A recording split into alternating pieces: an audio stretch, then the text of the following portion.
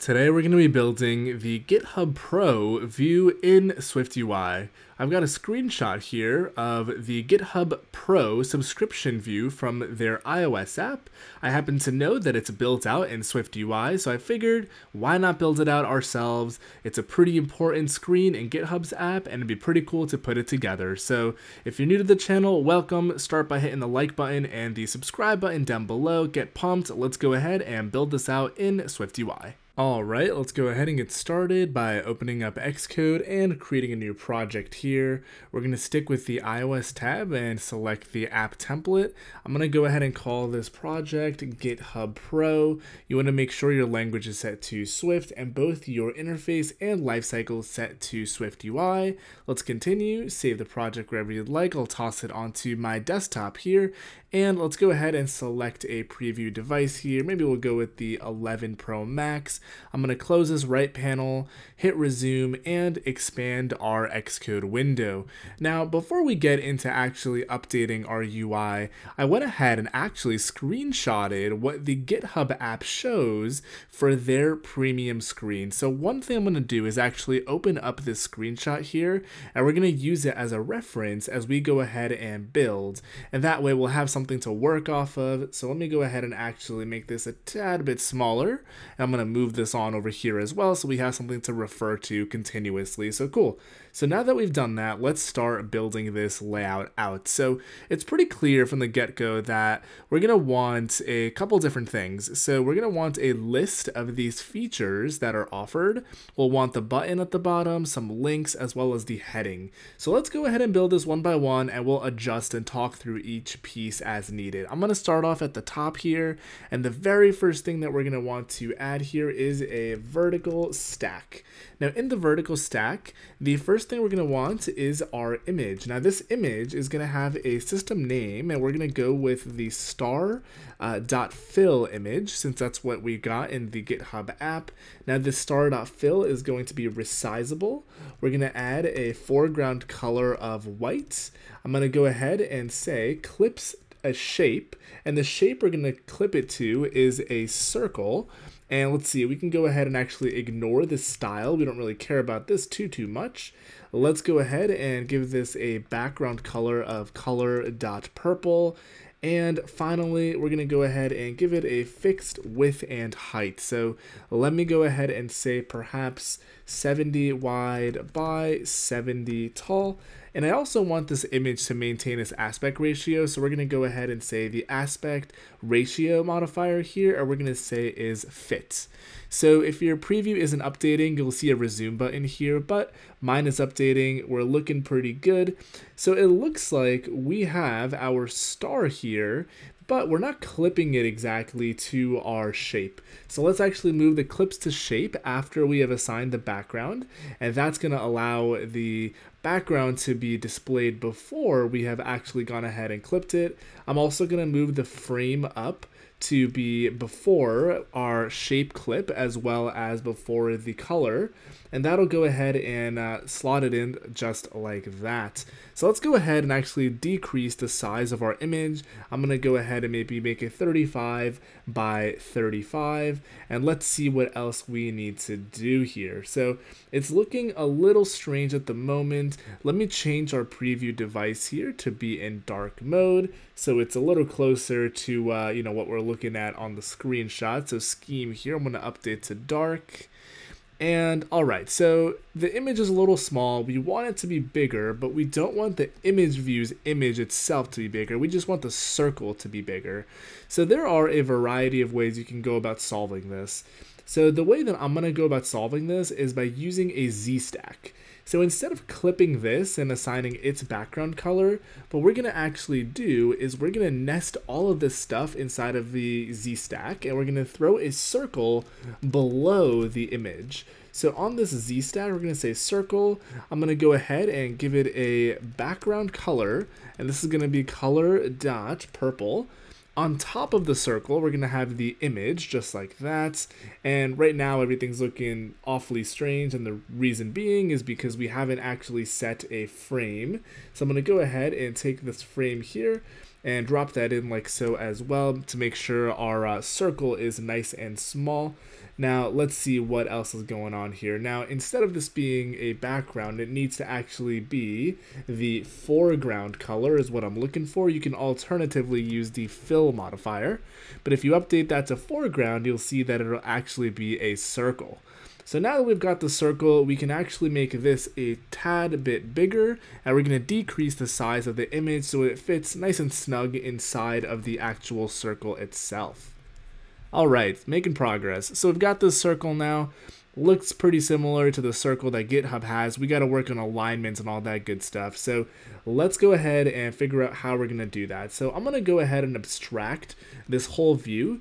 There is actually a way where you can right click it and you can go to Refactor, and you'll have options in here to refactor to a view.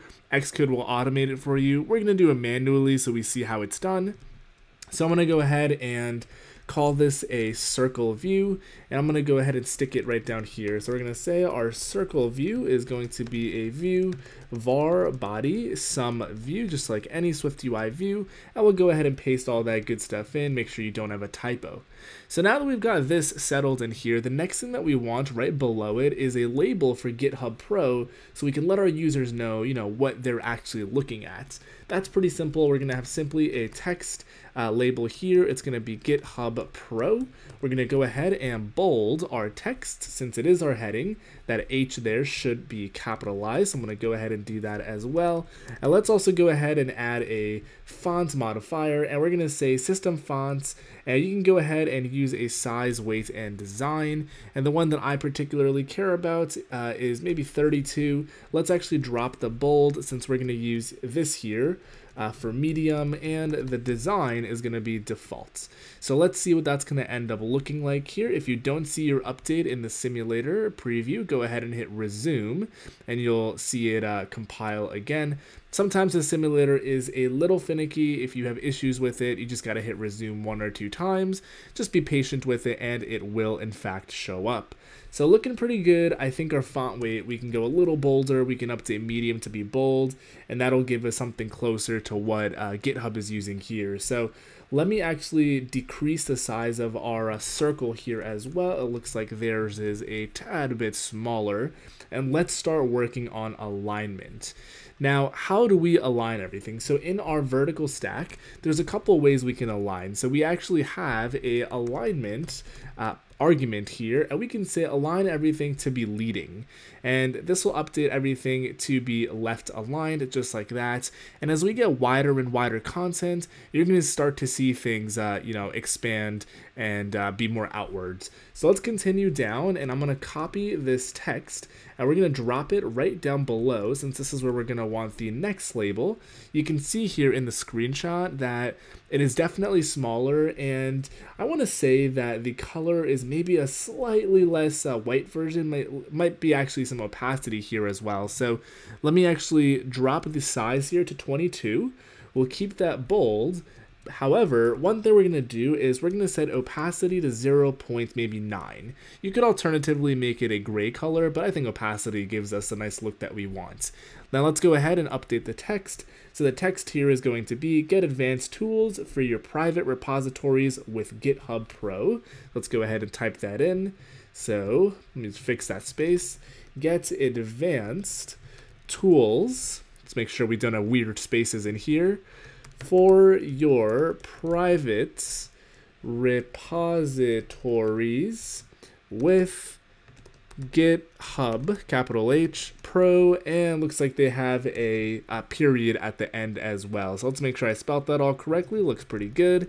And here we can now see that this has actually expanded the width of our GitHub screen here, similar to this one here. So one thing that might look a little strange is the color is still not as opaque. You can go ahead and decrease the opacity here, which will give us a more gray look and feel.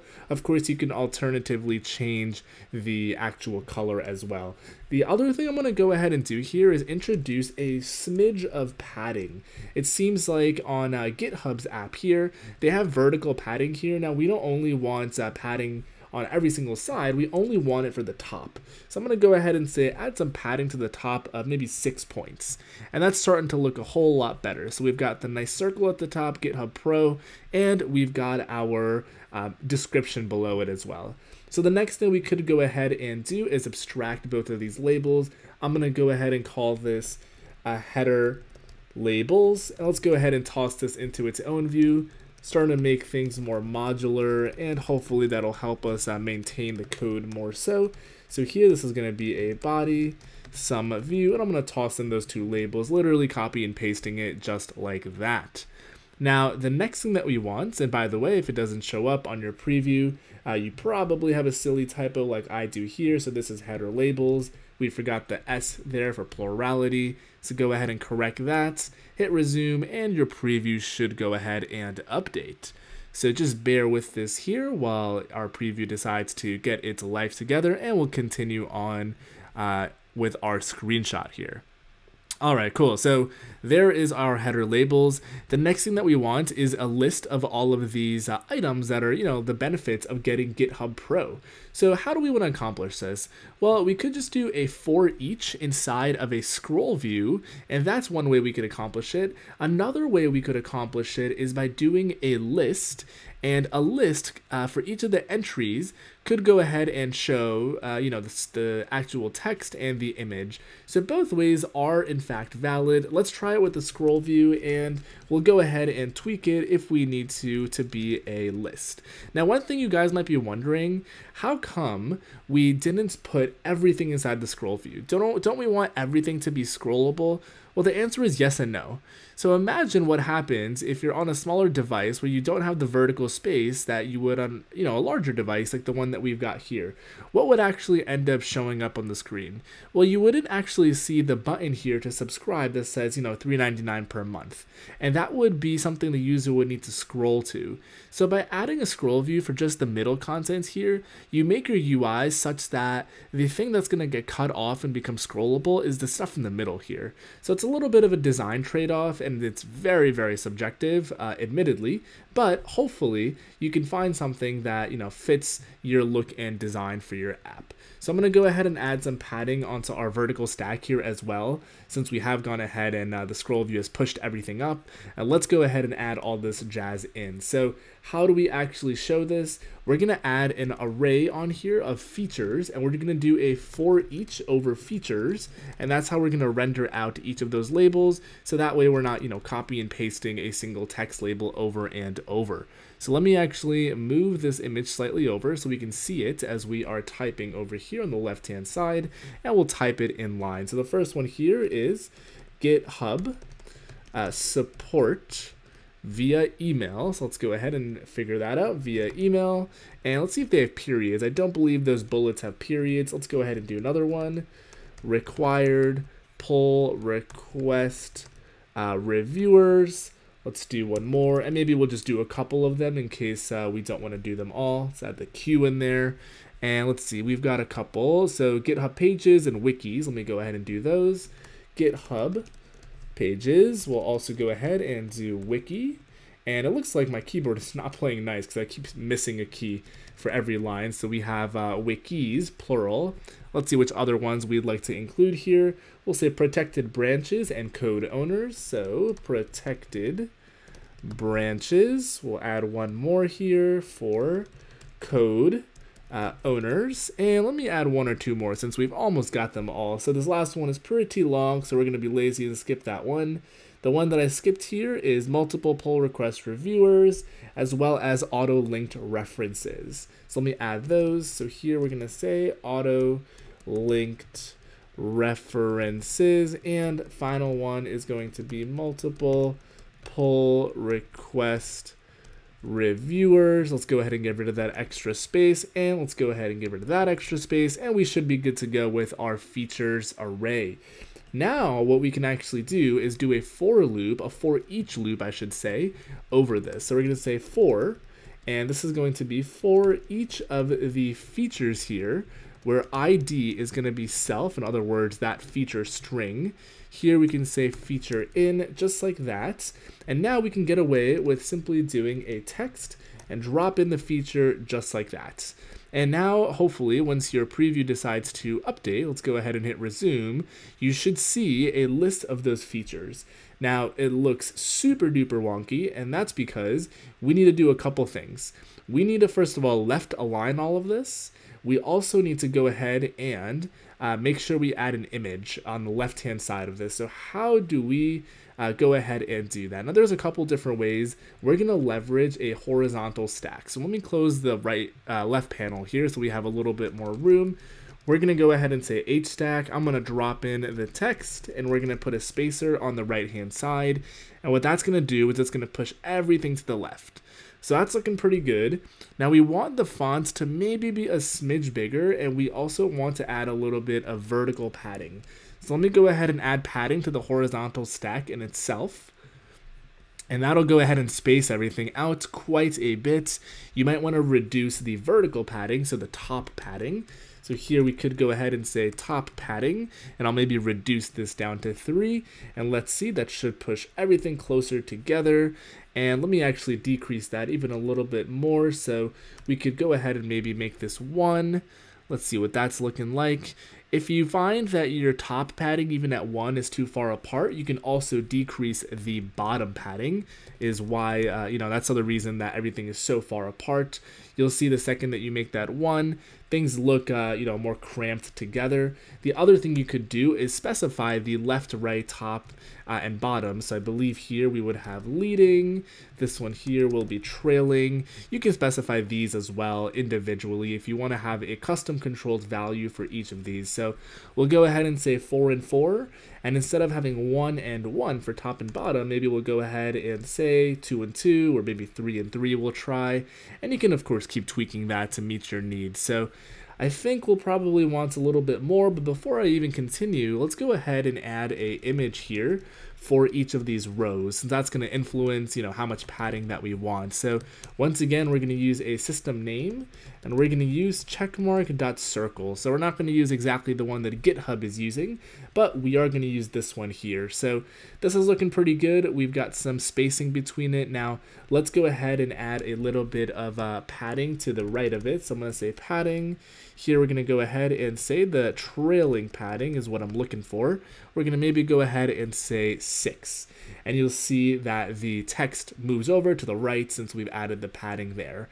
Now you can see on GitHub they've actually added the color, or they've made the color of the image a slight light gray. So you could go ahead and do that here. We can go ahead and supply a foreground color. You could do color, and here in the parentheses, we could go ahead and say UI color. And there are a variety of grays built in. You can use a system gray. There is a system gray 5 that I believe looks pretty nice in terms of what we're looking for. You can tweak these and see which one, looks best to you. That one looks super duper dark. That's not the one I was looking for. I believe the lower the number, the lighter it actually is. But let me go ahead and update it, and let's see what we actually get. So let's see. I think that looks pretty good. We can adjust as needed. The other thing is click out of the actual view to see what it ends up looking like. It's kind of hard to tell when you're just looking at it directly. Let's see if I go ahead and bump this up, what this looks like. Again, I'm nitpicking it severely. Update it as you see fit. But you guys get the point, I digress. So cool, so there is that. Let's go ahead and add some vertical padding and bump up the font size for our label here. So for each of these text items, we're gonna wanna go ahead and we could either make it bold here and then update the fonts, or we could do the fonts that we've done up above with a system fonts with a weight and a style. So I'm just gonna go ahead and update it with the size here. Maybe we'll go with 18, and let's see how that looks. And we can always, we could tie it down a little bit as needed. So let's see what that looks like. I think it looks a little bit smaller than what GitHub has. Let's try 22, and let's see what that looks like. It looks like they're using the same font as their subheading, and I believe we used 22 here for this subheading, which in fact we did. So 22 looks like it is correct. So let's see, what else do we need to do? We want to add some more vertical padding, and we can probably call it a day then. So let's try 6, and let's see what that looks like. All right, let it expand. Might take a second or two. And what I don't like also is the text color here is white, and we can see that GitHub in theirs uses the same color as the description. So I'm going to go ahead and add some opacity to our text label here. That way, hopefully it makes it look similar to what we've got going on for the description label. All right, so let's see, I'm gonna click out of it. Should be looking much better. Looks pretty good. What else do we need? You might want to add a little more trailing padding for the image. Let's go ahead and maybe bump this to an 8. Again, the nice thing about SwiftUI is you can just make these tweaks inline. So cool, so now that we've got all of this added, the last thing that we have to add is this subscribe button down here, as well as the terms of service, privacy, and details. So let's go ahead and do that, and then we'll do our final polish up and be good to go. So one thing we might want to do is abstract this scroll view, and I'm going to call it a features view. So we'll say features view, just like that. And you guys know the drill. We're going to create a struct features view, just like that. It's going to be a view. It's going to have a body of type some view, and we're going to drop that in. Don't forget that you're going to want to move your array as well for the feature strings down into this view, since we're using these strings to actually drive the for each here. So let's see, the error should have gone away, beautiful. And look how clean our contents view is. The next thing we'll do here is add our button, as well as a Hstack for our links. So I'm gonna add a button here first. It's gonna have an action that we're not gonna really do anything in. We're just gonna say, let's see, do stuff. And what we actually care to do in here is add a text label, and the label is going to be $3.99 per month. And it looks like they don't have a period at the end of that. So let me go ahead and add that in here. All right, $3.99 per month, just like that. And let's see what we want here. So first and foremost, we're gonna want to update the foreground color of this to be white. We're also gonna want to make it maybe perhaps bold. The next thing we're gonna want to do is add a frame here where the width is basically going to be the width of the button. So I'm going to say 200. It's a pretty common size used for buttons. Height is going to be 50. And finally, we're going to add a background color here, which is going to be color.blue, just like that. And it looks like they've got a pretty nice corner radius as well. Really kind of accentuates the button, makes it look like it's popping out. So go ahead and add a corner radius here as well. Don't cut corners on, making it look nice, no pun intended. So cool, we've added that. Let's go ahead and hit the resume button, and let's see if our button shows up here and make sure that it's looking super nice. All right, bear with my preview here. One thing that really irks me about SwiftUI is these previews are just brutal sometimes in terms of just like rendering. So cool, it looks like our button is looking pretty good. Now we want this to be centered, so you can go ahead and toss it into a horizontal stack or another VStack. Maybe we'll actually toss it into another VStack and make that centered here. So here we're gonna go ahead and say VStack. Now for the VStack, we're only going to want these curlies for the body, and we are going to want the alignment argument here. So here we're going to say alignment is going to be centered just like that. So once you go ahead and actually do that, go ahead and hit Command B, and if it's still not actually centering it for you, chances are that what you're going to want is a Hstack. But let's see what that actually ends up looking like. Go ahead and hit resume. Still not updating. The next thing that we want to do here is actually expand our button. So let me go ahead and actually make that guy 300. So it's still not expanding here. So I'm going to update this to be a Hstack. And we're going to add a spacer on both the left as well as the right of the button. And what that's going to do is it's going to evenly space out horizontally that button, and we're going to get the look and feel that we want. So looking pretty slick. The last thing that we're going to want in here, and actually we can do this directly like we did the button here in the HStack, or another HStack I should say, is add our links for terms of service, I believe privacy policy, and our detail screen. So here we're going to go ahead and add those in here, and I believe SwiftUI has links in here directly that we can add, which is a view of its own. So this link here is going to have a title, and it's also going to have a destination, which in this case is going to simply be just a URL. So I'll go ahead and make this link terms of service, let's lowercase .e, terms of service. This wants a non-optional URL, so I'm going to go ahead and create a URL for https://github.com. Don't forget to add a force on wrap at the end of this, since the argument is a non-optional URL.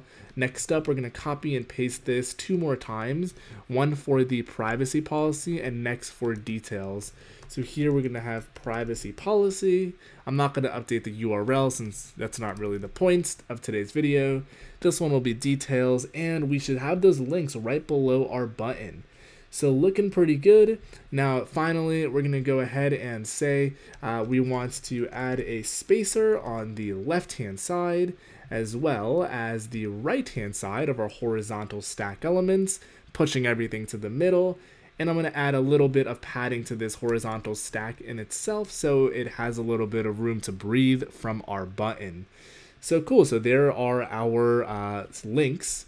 Let's maybe add a smidge of padding to each of these. So let's see if we can just stick it on the end here. We'll go ahead and say padding to this one. I'm going to add it to all of them, and we can adjust as needed right after this. But I think having a little bit of padding for each of these elements will be good for a visual separation perspective.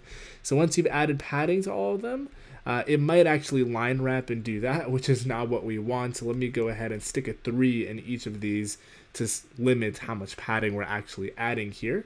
The other thing that kind of is glaring here that you might notice is the fact that their links are this nice gray color and our links are this blue color.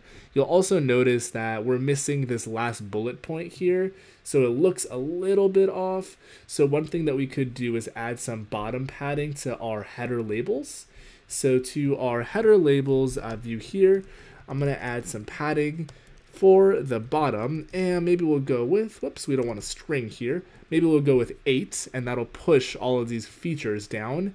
And if you want a little bit more, I think 12 might look even better for us. You can go ahead and increment it like that.